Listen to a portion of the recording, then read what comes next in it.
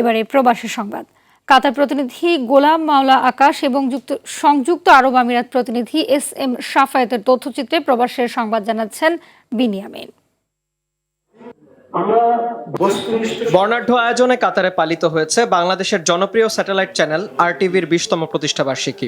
অনুষ্ঠানের সার্বিক পরিচালনায় ছিলেন RTVর কাতার প্রতিনিধি গোলাম মাওলা আকাশ।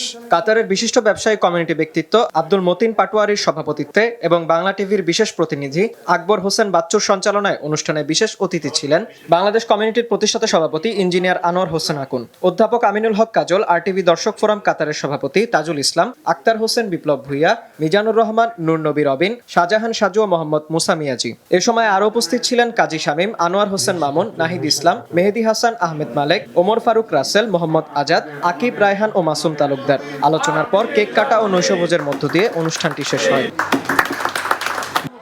সংযুক্ত আরব আমিরাতের দুবাইতে বাংলাদেশ ডিপ্লোমা ইঞ্জিনিয়ার্স ওয়েলফেয়ার সোসাইটির দুবাই ও উত্তর আমিরাত আঞ্চলিক কমিটির বার্ষিক বনভোজন অনুষ্ঠিত হয়েছে। সংগঠনের সভাপতি প্রকৌশলী হাবিবুল্লাহর সভাপতিত্বে এবং সাধারণ সম্পাদক প্রকৌশলী জহুর হোসেন শাহিনের পরিচালনায় এতে বক্তব্য দেন আয়োজক কমিটির আহ্বায়ক ও সাবেক সভাপতি প্রকৌশলী আবু তাহের ভুইয়া। আরও বক্তব্য দেন সদস্য সচিব বাবু উজ্জ্বল চক্রবর্তী, কেন্দ্রীয় কমিটির সাধারণ সম্পাদক প্রকৌশলী জাহাঙ্গীর হোসেন, মহিউদ্দিন ইকবাল, বাবু অলোক মজুমদার, জাকির হোসেন, তোফাজ্জেল হোসেন, বাবু অজিত কুমার সরকার। এ সময় উপস্থিত ছিলেন প্রকৌশলী আক্তারুজ্জামান, মোহাম্মদ হারুন, সাইফুল আলম, রইসুল ইসলাম নুরু ও ওমর গনি সহ অনেকে। অনুষ্ঠানে 3 জন সিনিয়র প্রকৌশলীকে বিদায় সংবর্ধনা দেওয়া হয়। পরে বিভিন্ন ধরনের ক্রীড়া প্রতিযোগিতা ও পুরস্কার বিতরণের মধ্য দিয়ে অনুষ্ঠানটি শেষ হয়। বিনিয়ামিন, RTV।